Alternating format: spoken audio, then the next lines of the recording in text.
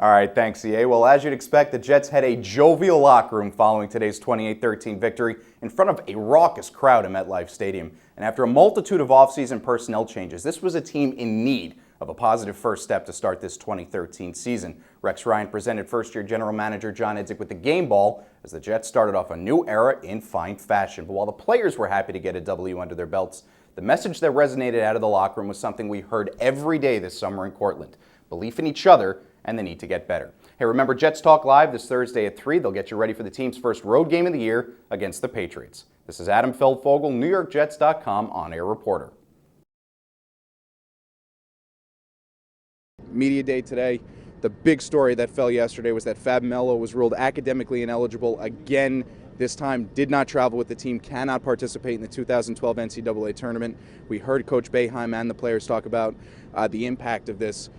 Talk about what Coach Boeheim said today. He was actually talking about Baikita and the development of Baikita this year. He says he was actually held back a little bit because his minutes have been cut down. And as David just said, Boeheim admitted himself, you don't get better by sitting next to me. Well, Syracuse escaped here at the Consol Energy Center yesterday with a 72-65 win over 16-seed UNC Asheville, avoiding becoming the first #1 seed to ever lose to a 16 seed in the first round of the NCAA tournament. It's the importance of March games. You win and you're into the next round. And David, that next round has a Kansas State Wildcats team that beat up on Southern Mississippi yesterday. It was a great game, a little sloppy at times, but Kansas State advances, and they've got a couple of impact players that could really give Syracuse some trouble. Kansas State has now advanced past the first round of the NCAA tournament in 4 straight seasons, looking to advance to the Sweet 16 for the second time in 3 years. These guys will be on the call for the game tomorrow. Countdown to tip-off coming your way at 11:45. Game time at 12:15, right here in the Consol Energy Center behind us. For Bill Spalding, David Suntup, I'm Adam Feldfogel. We'll see you for the call tomorrow afternoon. The team is not distracted by this at all. The coaches are not distracted by this at all. It's really something that's going to affect the media and the outside world more so than the team itself. However, one of the big things about the story is we don't know what's going to happen to Jim Boeheim because the investigation is not yet really taken off. Well, do you think that's the reason why the tape wasn't rushed out? Perhaps they were trying to make sure the voice recognition matched Lori Fine's voice? Well, they did that, but the problem is they did that last week. They've had this tape for a number of years already, and they chose only this week to bring in that voice recognition expert. So if you're ESPN and you've had that tape for a number of years, why didn't you recognize it then and then say something about it? The biggest difference is the student body response. Penn State students rioted when they heard that Joe Paterno was going to be fired. Nothing like that has happened on this campus, and I think that's a really important thing to remember because the students are knowledgeable about this. They've learned from the Penn State thing and they saw what damage it did. That made news coverage for weeks. Well, after the stunning upset victory over West Virginia 2 weeks ago, the Syracuse football team laid an egg last week, losing to Louisville 27-10. The Cardinals' defense held the Orange to its lowest scoring output on the season, all while torching the Syracuse D for 343 yards. The Cuse hasn't beaten the Cards since Doug Marrone took over as head coach. Running back Antoine Bailey says it was just a matter of Louisville playing better. I think it was. Because I think a lot of people will say we overlooked them. That was not the case at all. You know, we got up for that game. We were ready. They just came out and beat us.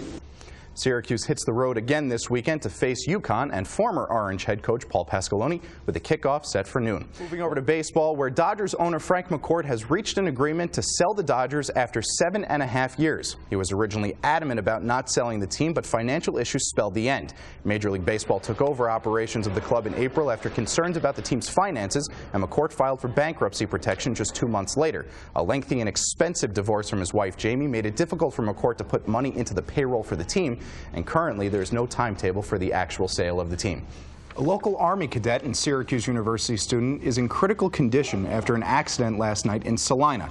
21-year-old Thomas Feen was shocked when he touched a downed power line containing over 34,000 volts. He was taken to Upstate University Hospital. Feen, originally from Herkimer, New York, was surveying land at the U.S. Marine Reserve Center on East Malloy Road with 2 other cadets at the time of the accident. That strangely makes a lot of sense because sometimes the best winners are the ones who lose a couple of games somewhere along the line because it reaffirms where you're supposed to be going. It gives you that reality check that you need. But how hard is it? You guys said you're going for 6-2. that's a great season. It's not we feel that's great. That is a great season. Yeah. 7-1 is a phenomenal season. 8-0 is off the charts. Which team cracks first? Right now we're tied and these teams are playing pretty evenly. The defensive line of the Gators is swamping Pete and the East Orange Rec offensive line. Pete has no time whatsoever back there in the pocket. That's true. He's I running think for his life. he's running for his life, and that can't be doing anything good for him because that's in the heat too. I think he's freaked out a little bit too right now. So if the Gators can continue to push Pete a little bit, that might jar him, but I still think that East Orange has a better hold on this game because their offense is playing better. Bringing in new personnel this late in the season, you guys have all gotten comfortable with the guys who you have out on the field at any given time, offense or defense. To bring somebody in a pressure situation when the whole game is really a pressure situation for you guys because it's the last game of the season. You want a little momentum going into the playoffs. You're coming off the Mud Bowl last week. You know, what's the danger in that? Are you guys afraid of that at all, bringing in somebody new who is a pretty integral part of the offense? You guys are 7-0. That's self-explanatory. Does anybody scare you? Do you look at anybody? Do you go in there and go, you know what, I'm a little worried about this? It's interesting just to hear the differences in how you guys speak. You guys are 4-3, they're 7-0. 7-1 for them is a failed season. 4-4 for you means the season starts next week in the playoffs. That's a pretty interesting kind of dichotomy when you think about the difference.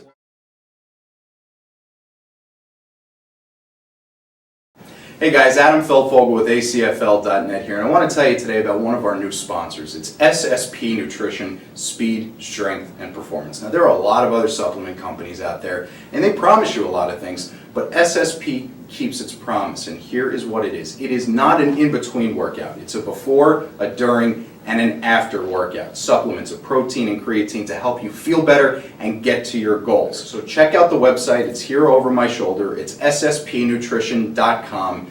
And if you use the promo code ACFL, they'll give you 20% off on your next purchase. Hey guys, Adam Feldfogel from the ACFL here. I want to tell you about one of my personal favorite Italian restaurants in the Rockland County, Bergen County area. It's Sonny and Tony's Pizza in Mahwah, New Jersey. They have exquisite food. The pizza is excellent. Chicken, veal, sausage, seafood, salads, anything you could think of. They have free delivery, free pickup. These guys are awesome. And when I tell you that this is the place that I choose to go to when I'm looking for this kind of food, I'm not lying. All right, guys, I know if you're anything like me that you have too much clutter sitting around the house. I can't find anything when I'm supposed to find it, and I always find the stuff that I lost about 5 years ago. That's why you have to call Darren's Clean Out Service. They cover all of New Jersey. They'll come and take all that clutter away. For all you know, they may take your family out, your wife, your kids, your dog, anything that you were actually looking for at one point, they'll get rid of for you. They will take it out and you'll have so much space you won't even know what to do with it. So here's their logo, it's up over my shoulder. Their number is scrolling across the bottom of the screen. If you have clutter, you're looking for more space, you just want to get the house just a little cleaner, give Darren's Clean Out Service a call.